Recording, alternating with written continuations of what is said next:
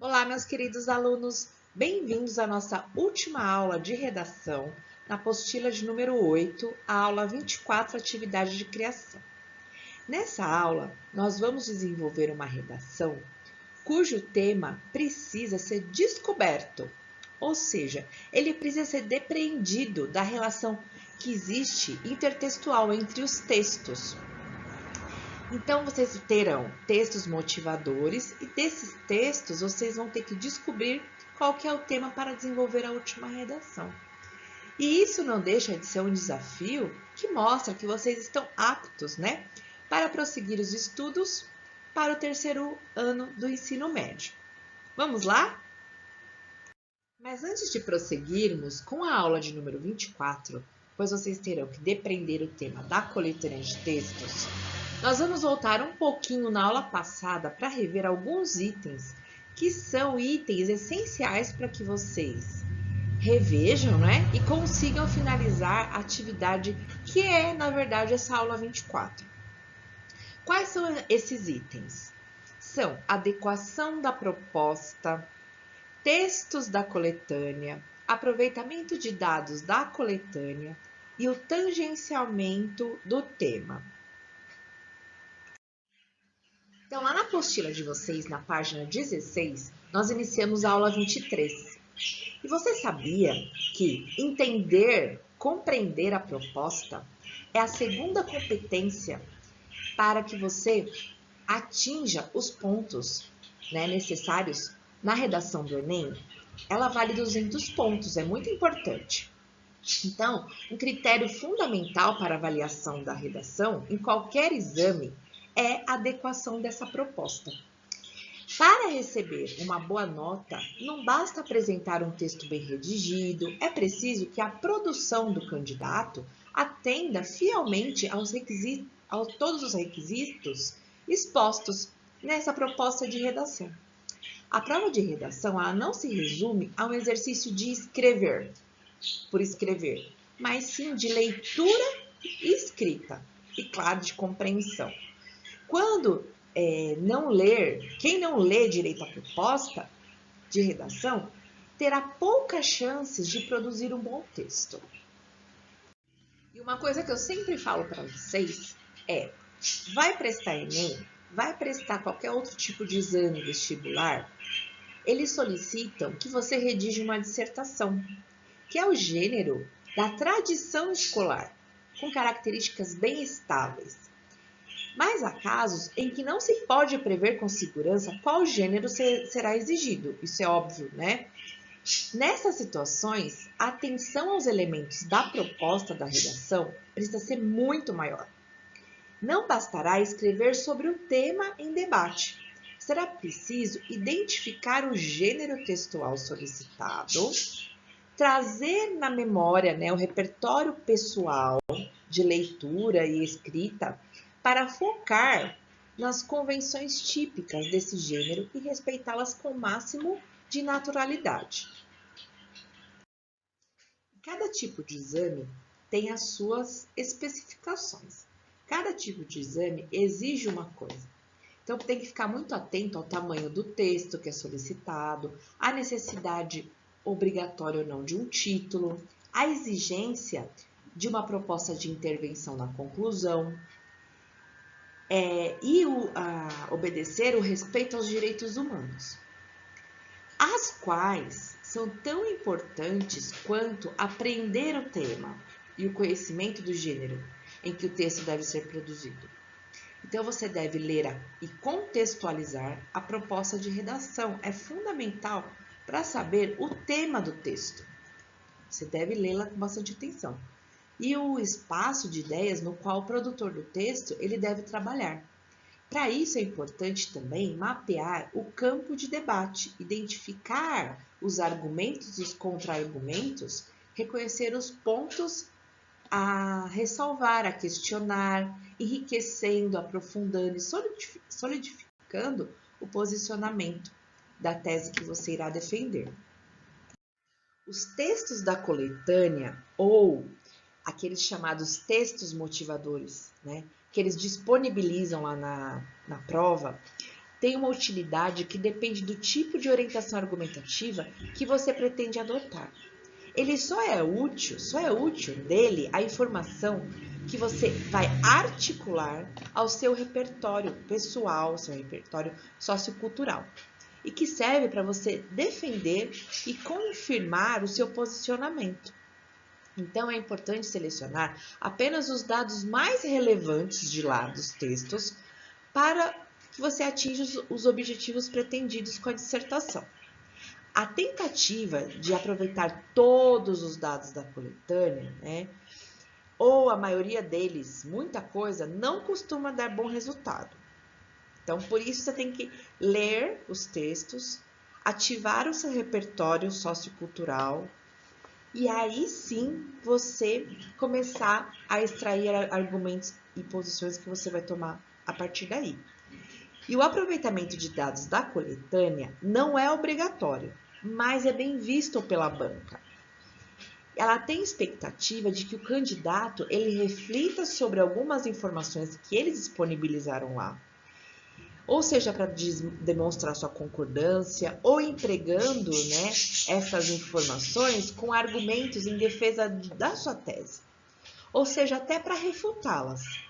Então, não é um bom caminho também ignorar a coletânea, porque aí você pode ser um convite à fuga do tema.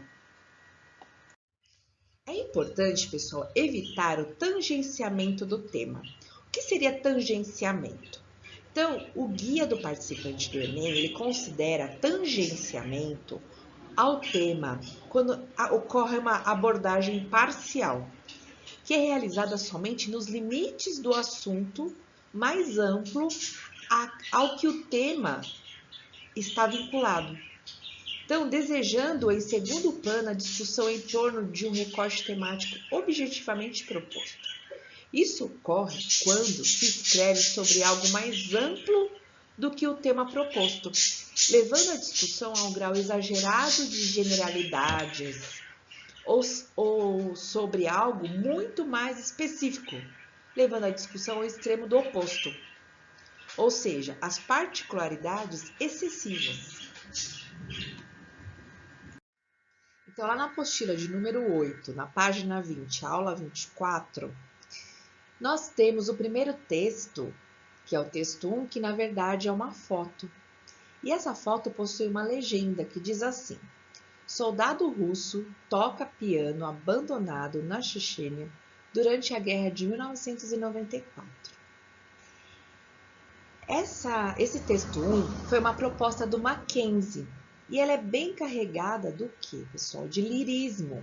Quando a gente fala em lirismo, a gente já lembra de poesia, né? De uma coisa poética, que acho que representa muito o tocar do piano, né?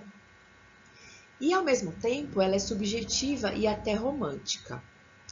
Então, a foto de um soldado entretido lá, olhando, né, parado diante de um piano, abandonado em pleno campo de guerra, o que nós conseguimos depreender disso? Pense. No texto 2, nós temos: quando lemos imagens, atribuímos a elas o caráter temporal da narrativa. Ampliamos o que é limitado por uma moldura para um antes e um depois. E, por meio da arte de narrar histórias, conferimos à imagem imutável uma vida infinita e inesgotável. O que o escritor Alberto Mangel está nos dizendo não é a mesma coisa que nós vimos no texto 1? Então, o que conseguimos depreender também desse texto 2? Texto 3 de Mia Couto. Tudo pode ser página, depende apenas da intenção de descoberta do nosso olhar. Queixamo-nos de que as pessoas não leem livros, mas o déficit de leitura é muito mais geral. Não sabemos ler o mundo, não lemos os outros. Mais do que saber ler, será que sabemos ainda hoje contar histórias? Ou sabemos simplesmente escutar histórias onde nos parece reinar apenas o silêncio? Então, a Mia Couto, ela disse a mesma coisa que o texto 1 e o texto 2? Sim, porém com uma ressalva, né? Que ressalva foi essa? Vocês conseguem depreender o tema? Então, agora a proposta. Redige uma dissertação à tinta, desenvolvendo um tema comum aos textos em destaque. A observação é que o texto deve ter título e estabelecer relação entre o que é apresentado nos textos da coletânea. Então, vocês devem extrair, né, dos 3 textos um tema que seja comum em relação aos 3. E antes de vocês iniciarem essa última tarefa, eu gostaria de fazer com que vocês parassem para pensar em relação à imagem que nós buscamos, né, aqui nessa aula, uma reflexão sobre a verdadeira face do que é uma imagem. Então, todos falam na imagem, nós vivemos por meio das imagens, mas será que sabemos refletir o que ela quer nos dizer? Platão, ele nutria uma imensa desconfiança com as imagens, como demonstra no seu famoso mito da caverna. Eu não sei se vocês já aprenderam, né, nas aulas de filosofia, mas se não aprenderam, vocês verão o mito da caverna no 3º ano do médio. E nele, o filósofo, ele defende a ideia de que a imagem, ela é fonte de engano e de ilusão. Olha o que representava para Platão, né? Como nós não teremos mais aulas, né, para fazer revisões referente a esse conteúdo e nem discutirmos mais sobre o assunto, eu vou ajudá-los a pensar um pouquinho como vocês podem redigir essa redação. Em relação ao texto 1, o que nós conseguimos extrair de lá?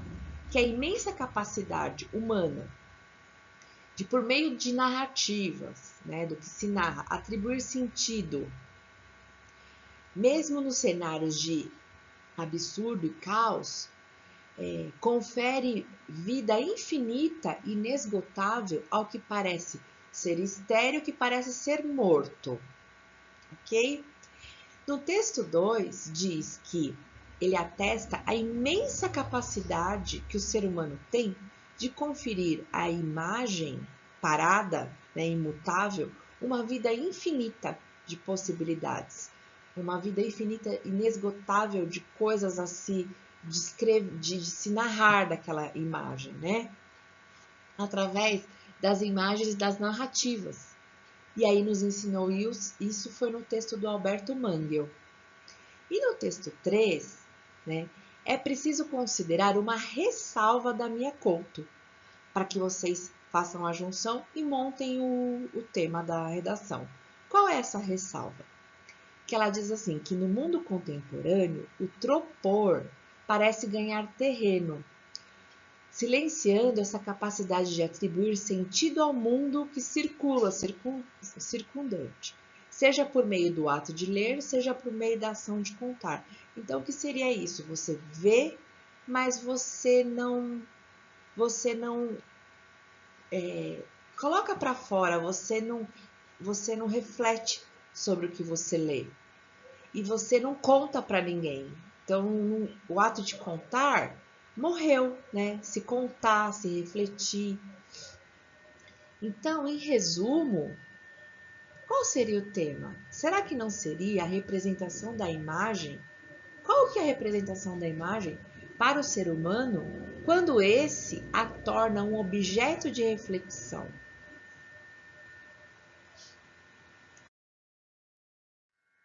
Muito obrigada pela participação de vocês, pelo esforço, tanto nas aulas quanto nos trabalhos, nas avaliações. Na sequência, vocês terão ainda a correção de exercícios referente ao conteúdo dessa aula. E eu também disponibilizei ainda nessa aula 2 links. Um deles é uma mensagem de final de ano que eu deixo para vocês com muito carinho, ok? Um abraço carinhoso, um beijão e até breve.